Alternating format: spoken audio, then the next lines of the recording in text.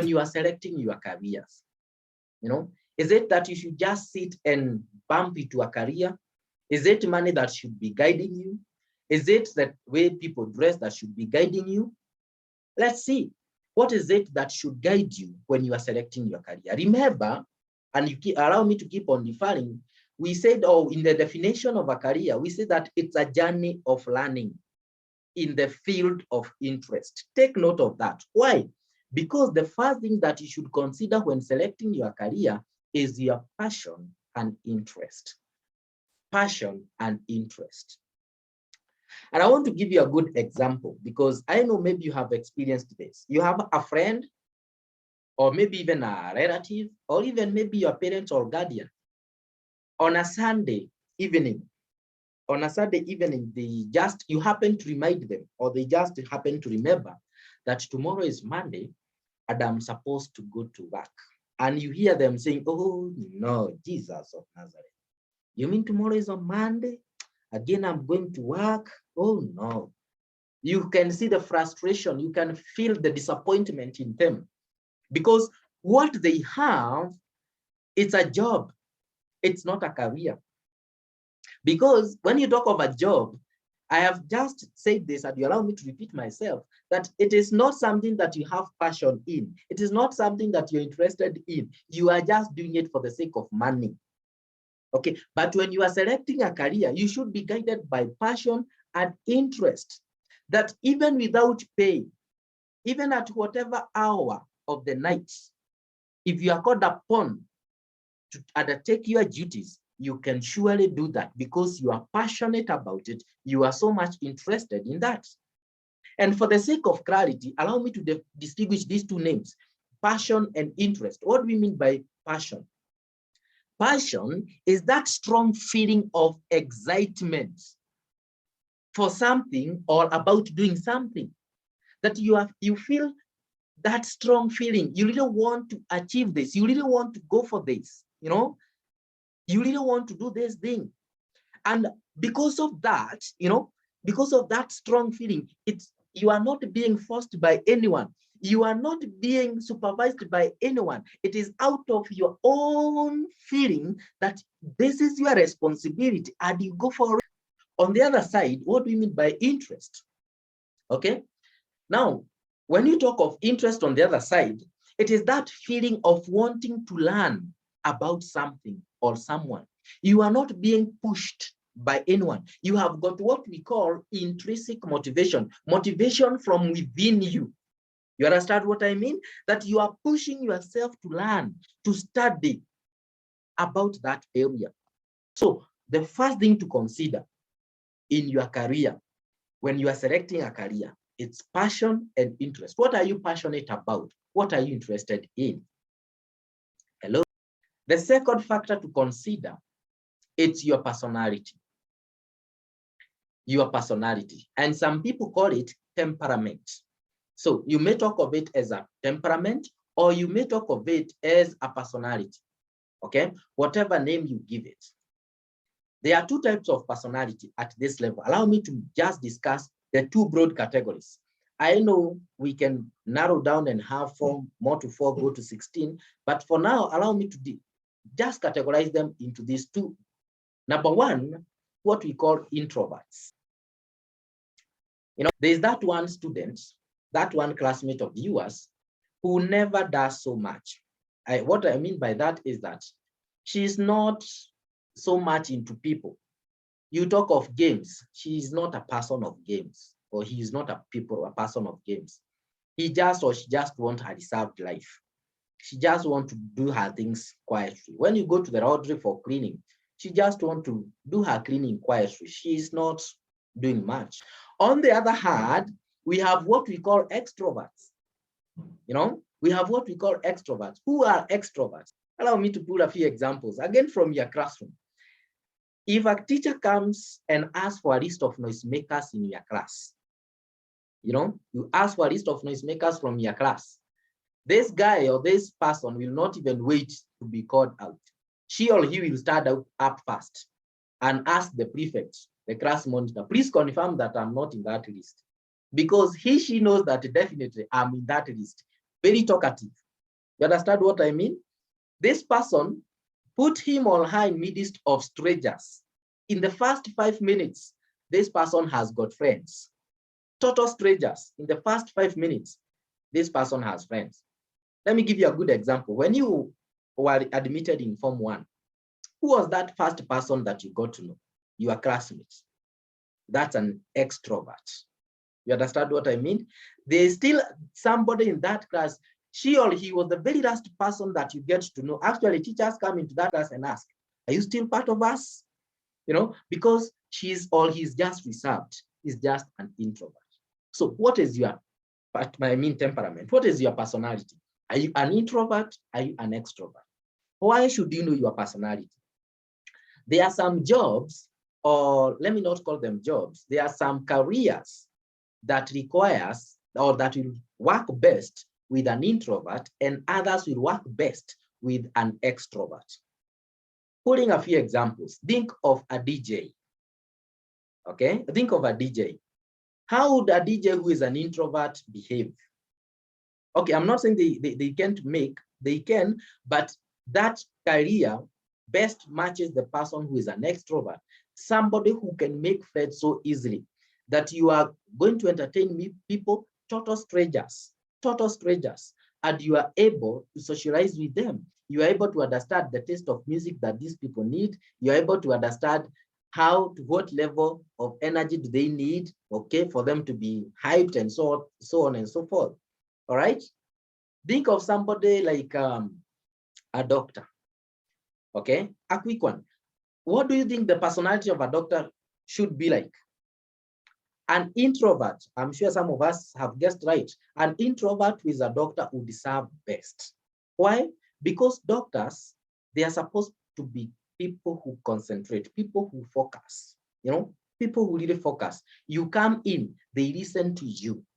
They are not quick to shout. They are not quick to speak. They are not quick to interject. You understand what I mean? They are people who will listen to you, take their time to understand what you are saying. But an extrovert, you know, remember, this is somebody who is outgoing. It's somebody that you speak of an area that this person knows, and you not speak any further. This person will complete everything else for you. You know, just to give the last example, an extrovert is that kind of a person. You put him or her in a quiet room, that is enough punishment for that person.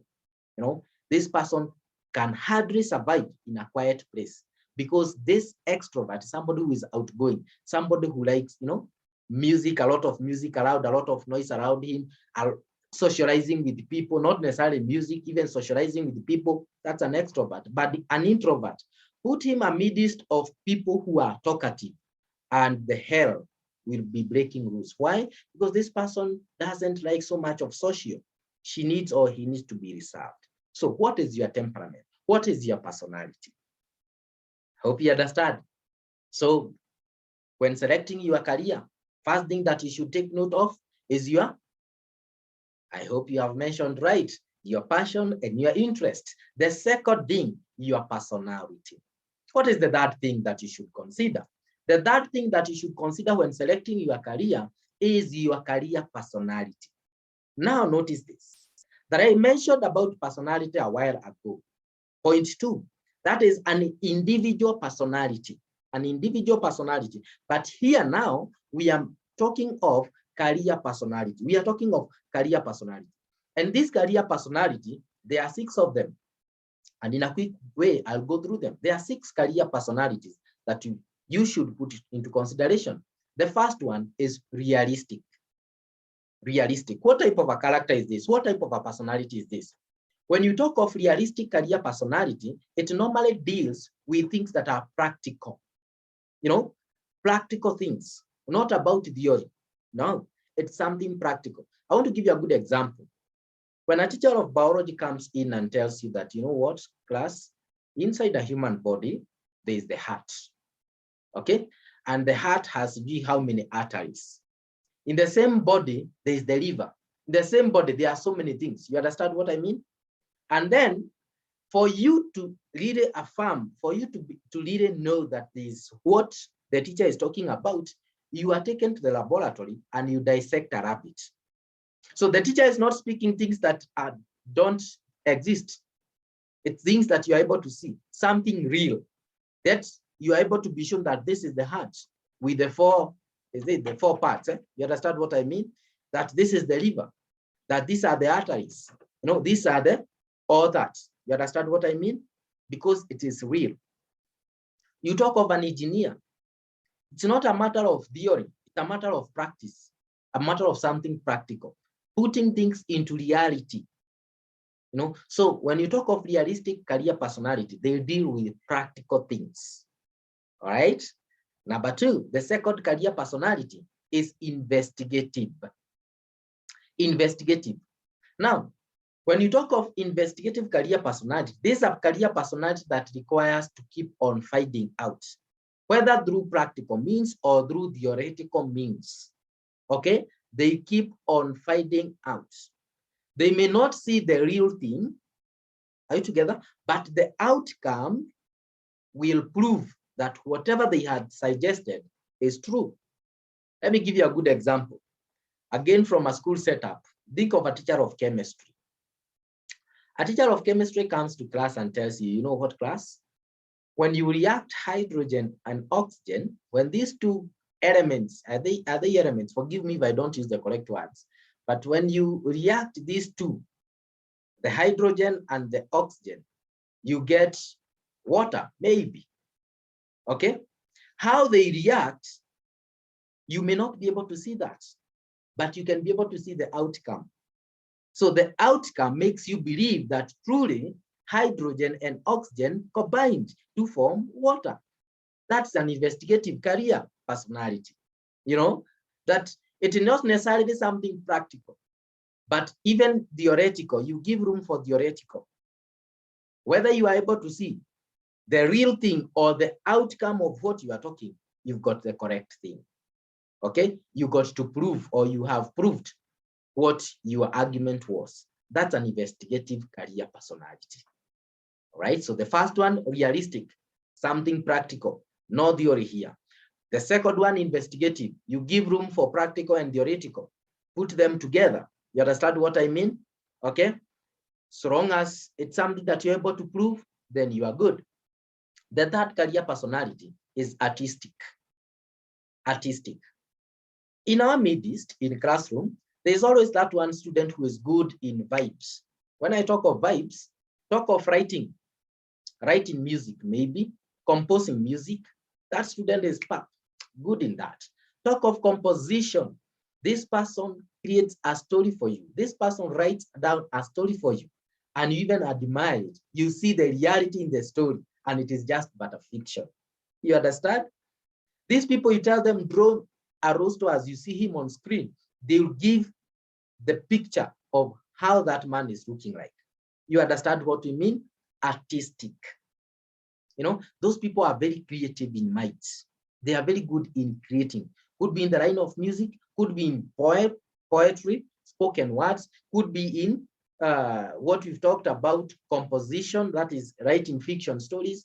These people are just but good. Musicians are good examples of artistic, of being a musician is a good example of an artistic career personality.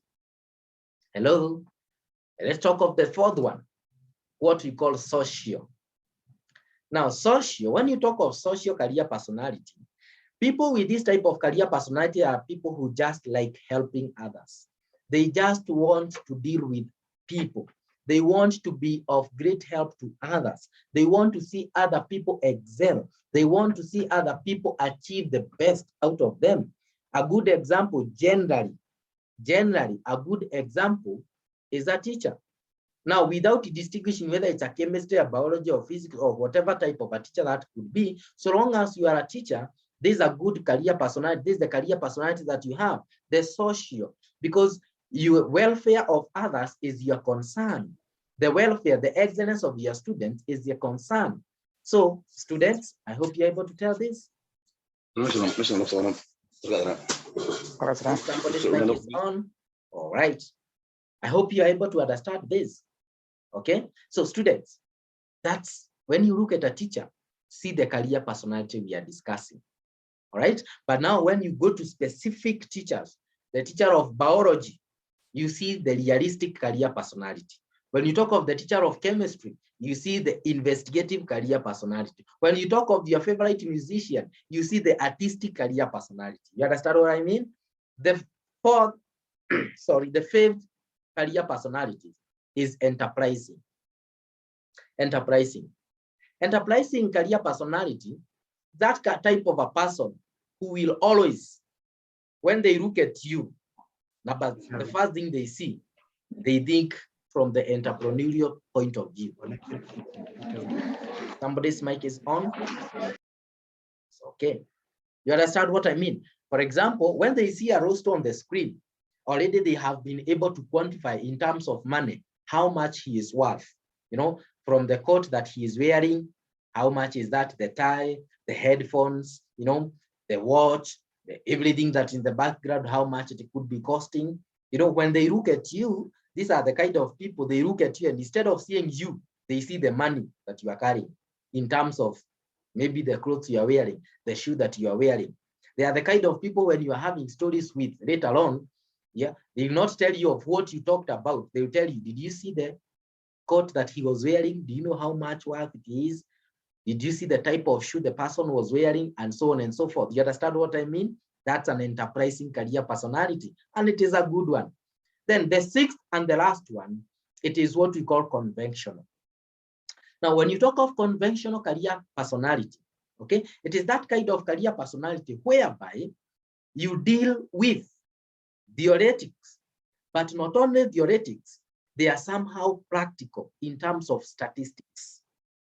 You understand what I mean? Like mathematics, when you talk of an accountant, when you talk of a statistician, when you talk of actually a scientist, okay, these people deal with maths, money, or not only money, but also maths, numbers, right together. They may not be able, from the theoretical angle, they may not be able to tell really something about maths, but they'll do it in a practical way. But the practicality that they are putting into place is not what you can be able to see real.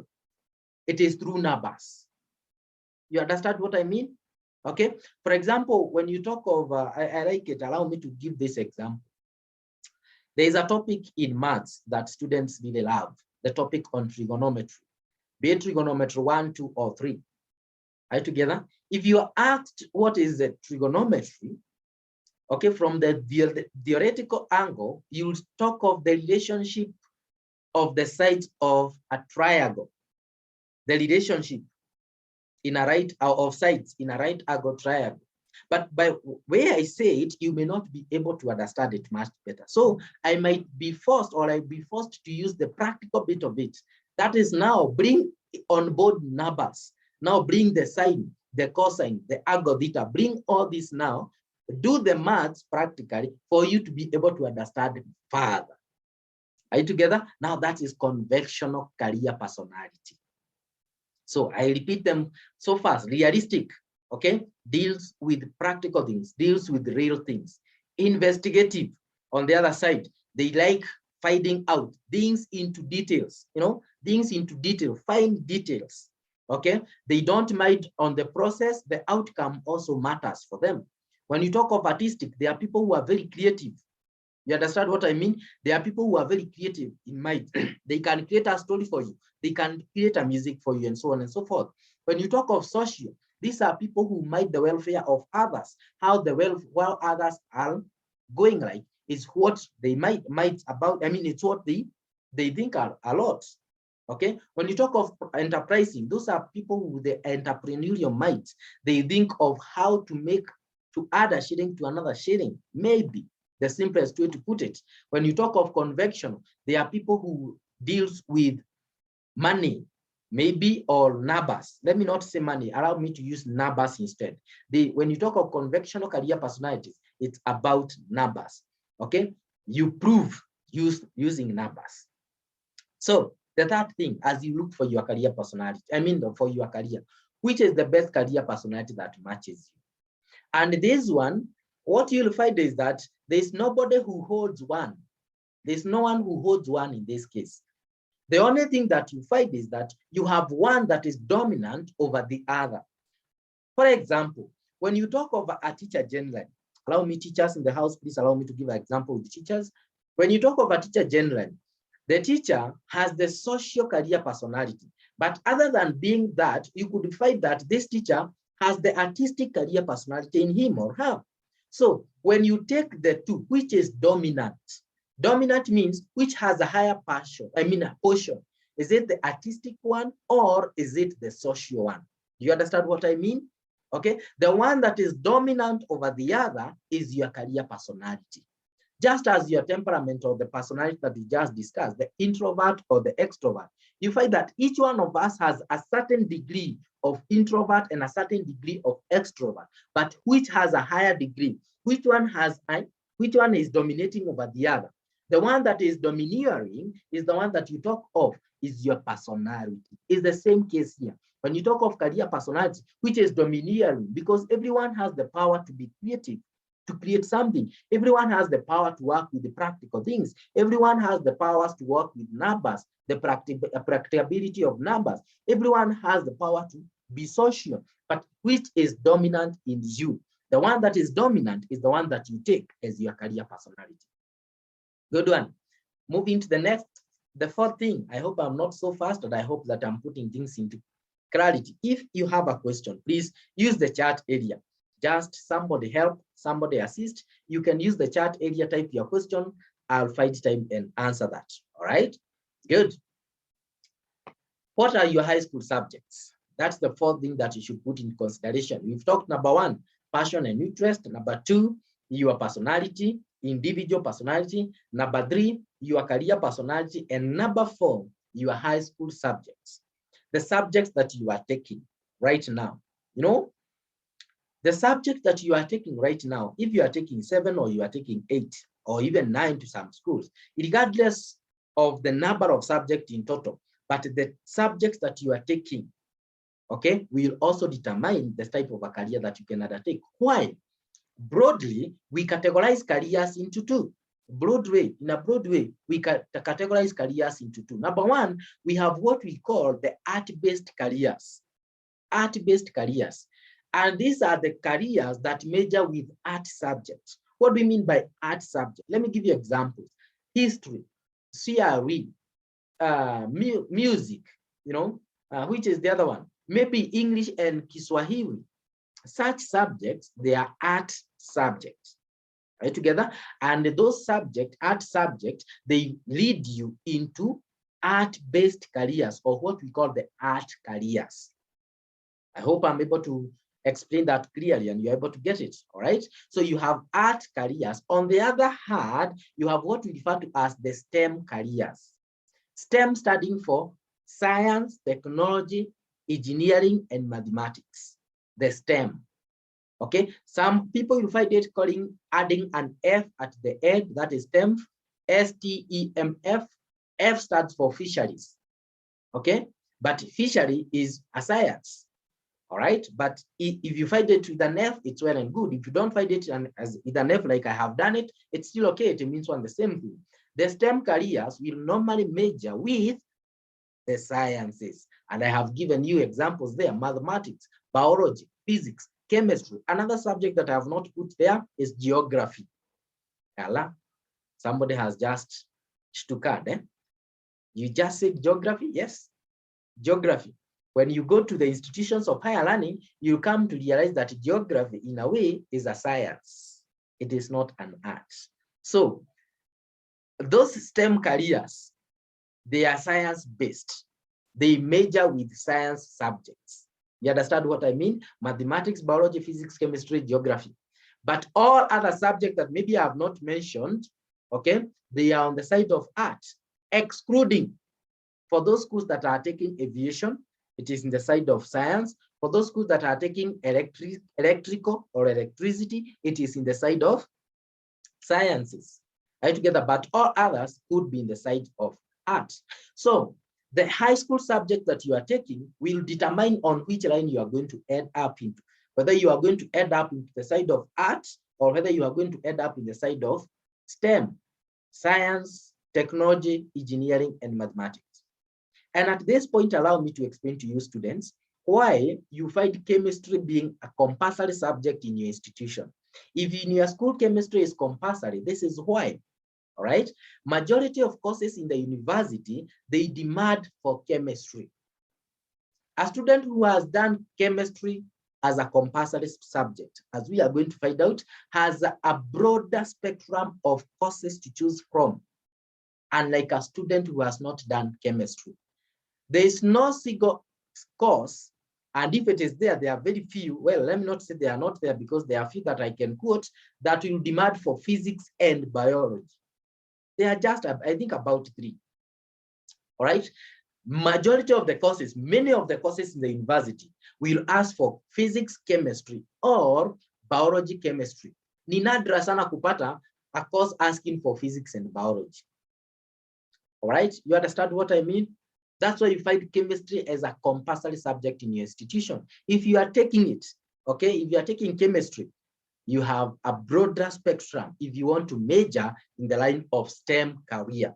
But if you want to major in the line of art, worry not. Okay, whether you are taking physics and biology, it's not a big deal for you.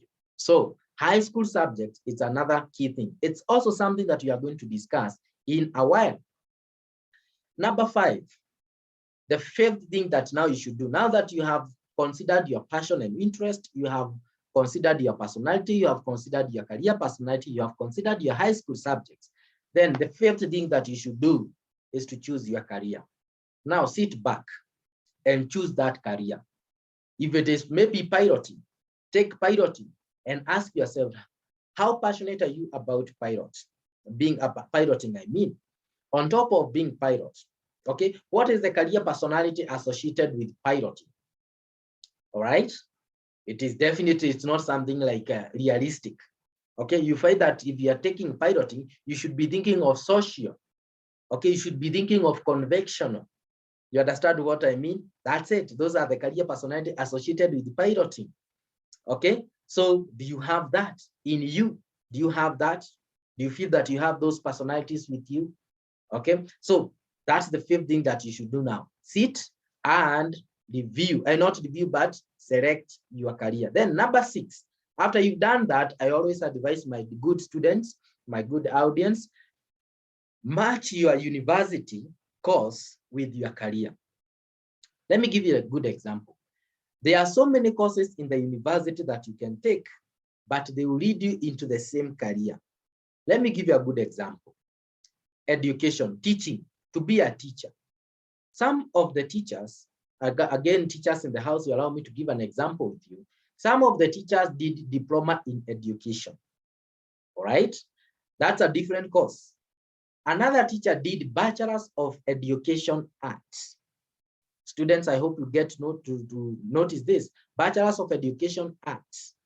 Another teacher did bachelor's of education science. Another teacher went to the university and did bachelor's of art. Bachelor's of art in education. Those are 2 different courses. Bachelor's of education art and bachelor's of art education. It's again a different course in the university. Another teacher did bachelor's of science with IT. And others did bachelor's of what is offered in Maseno, bachelor's of education with, bachelor's of education with ICT. You notice that I have mentioned 6 different courses in the university, but you'll end up being a teacher.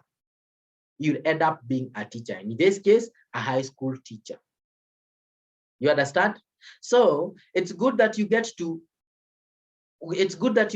identify the course that you will take in the university. Now, number 6, not number 6, but number 7.